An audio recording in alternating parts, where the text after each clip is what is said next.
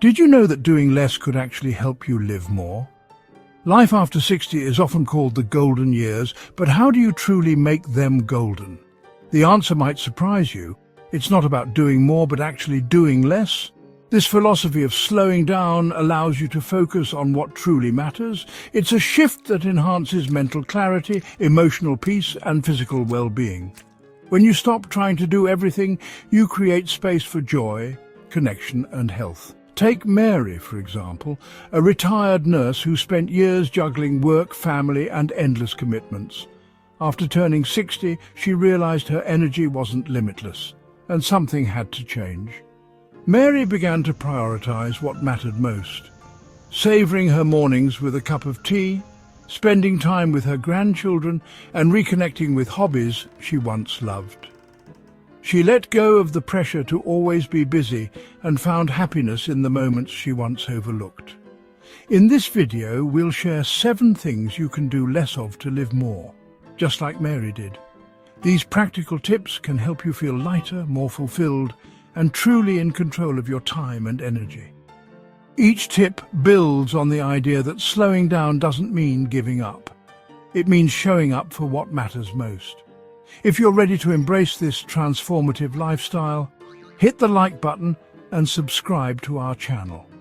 We bring you life-changing advice to help you stay healthy, happy, and thriving after 60. Let's dive in.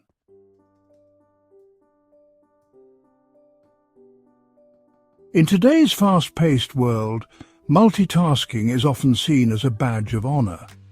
But for seniors, especially after 60, this habit may be doing more harm than good.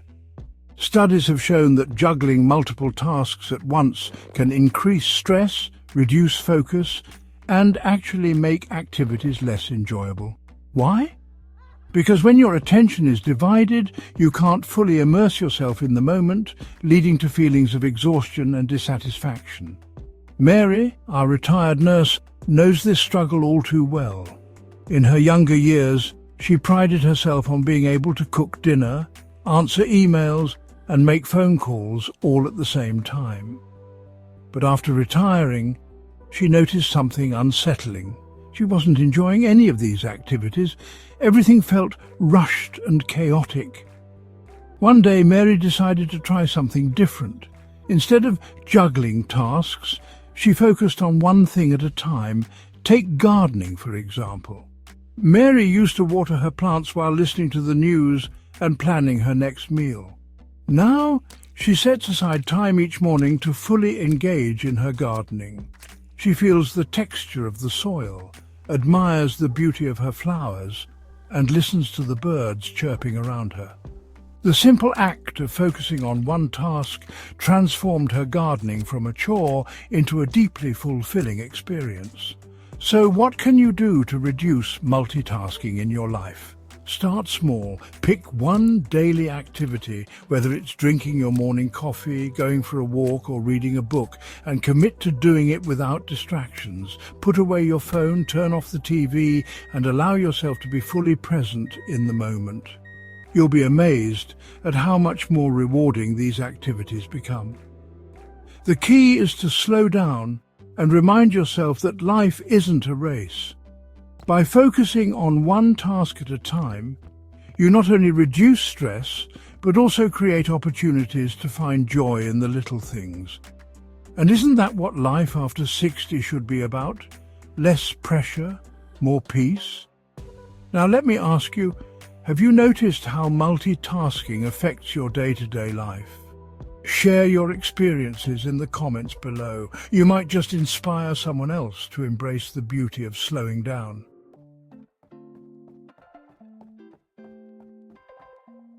As the years go by, it's easy to accumulate more than we need. Boxes of old items, closets full of clothes, and shelves overflowing with knickknacks. But after 60, carrying the weight of too many possessions can feel overwhelming. The good news? Simplifying your belongings can bring an incredible sense of freedom, clarity, and appreciation for what truly matters. Mary, our retired nurse, found herself buried in stuff after decades of busy living. Her attic was packed with items she hadn't touched in years, old books, unused kitchen gadgets, and gifts she felt too guilty to part with. One day she decided it was time to simplify. Mary started small, tackling one corner of her home at a time. In the process, she stumbled upon a photo album she hadn't seen in decades. As she flipped through the pages, memories of her children's childhood brought tears to her eyes. This is the beauty of decluttering. It's not about throwing everything away, it's about rediscovering treasures that remind you of life's most precious moments. Simplifying possessions also creates space for peace. Without the visual clutter, your home feels lighter and calmer. Without unnecessary items, you can focus on the things that truly bring you joy. Whether that's a comfortable chair for reading or a special keepsake displayed on your shelf. Beyond the emotional rewards, simplifying your home reduces stress. There's less to clean, less to organize, and less to worry about. Imagine how freeing it feels to open a closet and see only what you actually use and love. That's the gift of simplicity. It allows you to focus on living, not managing stuff. If you're ready to embrace simplicity, start with one small area, a single drawer, a corner of your living room, or a box in the attic. As you sort through your belongings, ask yourself, does this item add value to my life? Does it make me happy? If not, it might be time to let it go. Donate what you can and give your items a new purpose in someone else's hands. Let's make this interactive. What's one thing you could declutter today to bring more simplicity into your life? Share your thoughts in the comments below.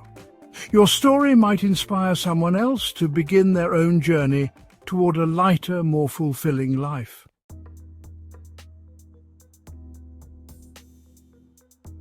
Worry is a thief of joy, yet it's something many of us struggle with, especially after 60. Concerns about health, finances, or even the future of loved ones can quickly snowball into overthinking. But here's the truth. Worrying doesn't solve problems. It only robs you of the peace and happiness you deserve right now. Take Mary, for instance. After retiring, she often found herself lying awake at night, worrying about things she couldn't control. Would her savings last? What if her health declined? These thoughts consumed her, leaving her feeling drained and anxious. One day, Mary's daughter suggested she try mindfulness to ease her worries. Skeptical but willing, Mary gave it a shot, and it changed everything. By practicing mindfulness, Mary learned to focus on the present moment instead of spiraling into what-ifs. She started with simple breathing exercises, inhale for 4 counts, exhale for 4 counts, and noticed how calming it was. She also began a gratitude journal, jotting down 3 things she was thankful for every evening. This practice shifted her perspective, helping her see all the good in her life instead of focusing on potential problems. Mindfulness and gratitude are powerful tools to combat worry. When you find your thoughts racing, try grounding yourself with your senses. Take a slow walk and notice the sights, sounds and smells around you. Or simply pause and ask yourself, what am I grateful for in this moment? These small actions can anchor you in the present, where life is happening right now. It's also helpful to limit the time you spend on news or social media, as these can often fuel unnecessary stress. Instead, replace those moments with activities that bring you joy, reading, gardening, or spending time with loved ones. Worrying less doesn't mean ignoring life's challenges, it means not letting them overshadow the beauty of today. Remember, every moment spent worrying is a moment taken away from living fully. Now let's hear from you. Do you find yourself worrying more than you'd like? What strategies do you use to manage stress? Share your thoughts in the comments below. You might just inspire someone to embrace a worry-free life after 60.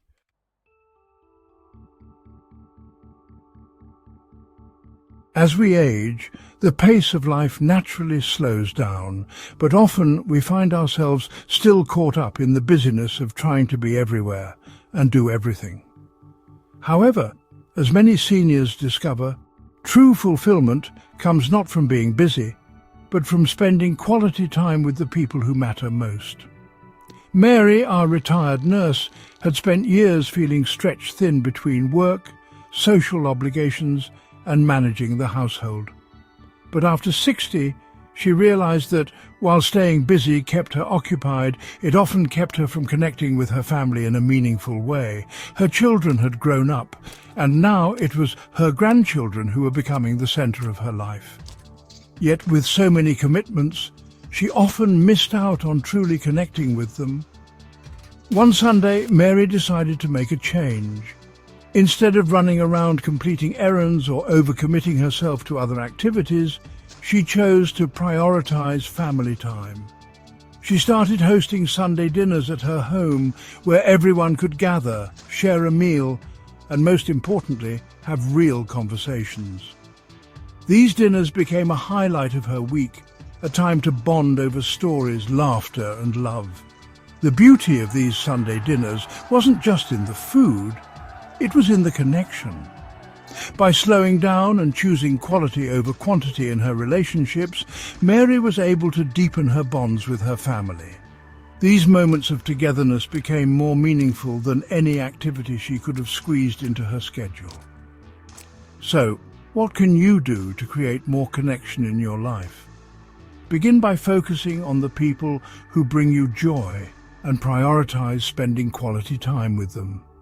Whether it's a phone call with a close friend, a quiet afternoon with a partner, or a fun outing with grandchildren, make those moments count. Try to resist the pressure of doing for the sake of busyness. It's easy to get caught up in the idea that you must be constantly active, but in reality the most precious moments are often the simplest ones. Let go of the need to fill every moment with tasks and allow yourself to be present with those who matter most. Now let's hear from you. How do you prioritize meaningful connections in your life? Have you ever decided to slow down and savor moments with loved ones? Share your experiences in the comments below. Your story might inspire someone else to build deeper connections after 60.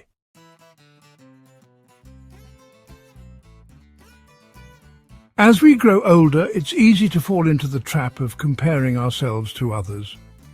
Whether it's comparing your health to that of a friend, your lifestyle to a neighbour's, or your achievements to someone else's, the tendency to measure your worth against others never truly disappears. But after 60, one of the most freeing decisions you can make is to embrace your own journey and celebrate the milestones that are uniquely yours. Mary, our retired nurse, spent much of her life comparing herself to others. She would hear about friends travelling to exotic places or enjoying active hobbies and think, why can't I do that? The truth was, Mary had her own path, shaped by decades of hard work and sacrifice. But for a while, she was too focused on what others were doing to appreciate what she had achieved herself. One day, as she was reminiscing over a box of old family photos, Mary realized how much her life had been rich with experiences, some large and some small. She remembered raising her children, taking care of countless patients, and now watching her grandchildren grow. While her path wasn't identical to anyone else's, it was filled with moments she had earned, learned from, and treasured. Embracing your individual journey is the key to living fully after 60. Every wrinkle, every grey hair, every achievement and every challenge is a part of the story that is uniquely yours. Rather than comparing your current life to someone else's, celebrate the personal victories you've had along the way. Whether it's raising a family, learning a new skill, or simply having a peaceful retirement, these milestones are what make your life beautiful. It's easy to get caught up in the illusion that others are doing more or achieving more, but the reality is that no one else has walked your exact path. Each person's journey is deeply personal and shaped by their own experiences, values and choices. Embrace that uniqueness and take pride in where you are today. Let's take a moment to reflect. How often do you find yourself comparing your journey to someone else's?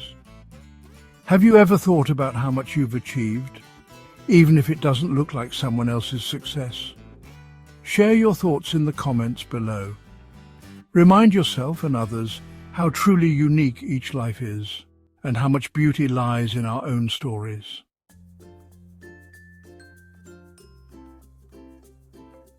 In today's digital age, screens are everywhere, from smartphones to TVs, computers to tablets. While they offer convenience and entertainment, they also come with a price. For seniors, spending excessive time in front of screens can take a toll on both physical and mental health. It can lead to eye strain, disrupted sleep patterns, and even increased feelings of isolation or stress. But here's the good news. You can take control by replacing some of that screen time with time spent outdoors. Mary, our retired nurse, noticed how much of her day was spent looking at her phone or watching TV. While it kept her occupied, she often felt sluggish and disconnected. She realized that as the years went by, she was spending less time enjoying the simple pleasures of the outdoors, something she had once loved. The idea of taking a walk or sitting outside seemed like a distant memory. One afternoon, Mary decided to make a change. Instead of checking her phone first thing in the morning, she slipped on her sneakers, grabbed a bottle of water and went for a walk in the park. At first, it felt strange. She wasn't used to leaving her house without a device in hand. But as she walked, something amazing happened. Her mind began to clear. The fresh air, the sound of birds singing, the sight of trees gently swaying, it all made her feel rejuvenated. She felt more present, connected to her surroundings, and deeply at peace. Mary's walks became a daily ritual. She found herself looking forward to them, not just for the exercise, but for the clarity and calmness they brought her. The more she walked, the more she realized how much energy and joy she had been missing by staying indoors with a screen. Now, let's talk about how you can do this too. If you're finding yourself glued to your phone or TV, it's time to make a change. Start by scheduling screen-free times throughout the day. Whether it's first thing in the morning, during lunch, or in the evening, dedicate this time to outdoor activities instead. Take a walk around your neighborhood, visit a nearby park, or simply sit outside and enjoy the sights and sounds of nature. You don't have to go on long hikes or rigorous workouts to benefit from outdoor time. Even a 15 to 30-minute walk can work wonders for your body and mind. The physical benefits are clear. Walking strengthens your heart, improves circulation, and helps maintain mobility. Mentally, spending time outdoors reduces stress, boosts mood, and enhances creativity. Plus, the natural light is great for regulating sleep patterns and keeping your circadian rhythm in sync. Replacing screen time with outdoor time can be incredibly rewarding. Not only will you improve your health, but you'll also start to feel more connected to the world around you. It's a simple yet powerful way to embrace a slower, more fulfilling lifestyle. So here's a question for you. How much screen time do you think you spend each day? Can you challenge yourself to spend more time outside, away from screens? Share your thoughts and any outdoor activities you enjoy in the comments below. Your experience might inspire someone else to take that first step toward a healthier, more balanced life.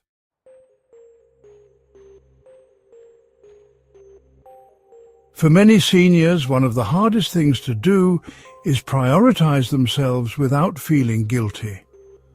For years, you might have been the caregiver, the one who looked after everyone else's needs before your own. Whether it was raising children, caring for a spouse, or being a friend who always shows up, it can feel like putting yourself first is selfish. But here's the truth. Taking care of yourself isn't selfish, it's necessary. Mary, our retired nurse, had spent decades in a career where she was constantly tending to others, patients, co-workers, her family. But after retiring, she found herself still caught up in the mentality of putting everyone else before herself. Her days were filled with helping neighbours, volunteering and doing tasks for others. Yet she began to feel drained. Her energy was low and her health wasn't what it used to be. Despite being retired, she felt like she was running on empty. One day, Mary realized that her life couldn't just be about others. She had to take care of herself if she wanted to continue being the person she loved to be, generous, kind and active. Slowly, she started letting go of the guilt surrounding self-care. She began setting aside time for activities that nurtured her body and soul. She started walking more, attending yoga classes, and reading books she had always wanted to explore. At first, the guilt was overwhelming. Shouldn't I be helping someone else? Couldn't I be doing something more productive? These thoughts crept in, but Mary reminded herself that self-care wasn't a luxury. It was essential. By taking care of her health and pursuing her own passions, she was able to show up better for those around her. She was happier, healthier, and more fulfilled. Here's the key takeaway. You can't pour from an empty cup. Self-care is a critical part of maintaining your health, energy, and well-being. It's not selfish, it's the foundation that allows you to give your best to others. Taking time for yourself helps reduce stress, boosts your mood, and enhances your overall quality of life. Start small. If you're new to self-care, begin with one thing that brings you joy, whether it's a relaxing bath, a creative hobby, or a quiet moment of reflection. Set boundaries and don't feel guilty for saying no to things that drain you. If there's a book you've been wanting to read, pick it up. If there's a class you've been curious about, sign up for it. Prioritize your health, your interests, and your happiness. Remember, you deserve to live a full, joyful life after 60, and taking care of yourself is the first step. Now let's hear from you. What's one self-care activity you've recently started? Whether it's something small or a big change, share it in the comments below. Your story might just inspire someone else to take that first step toward prioritizing their own well-being.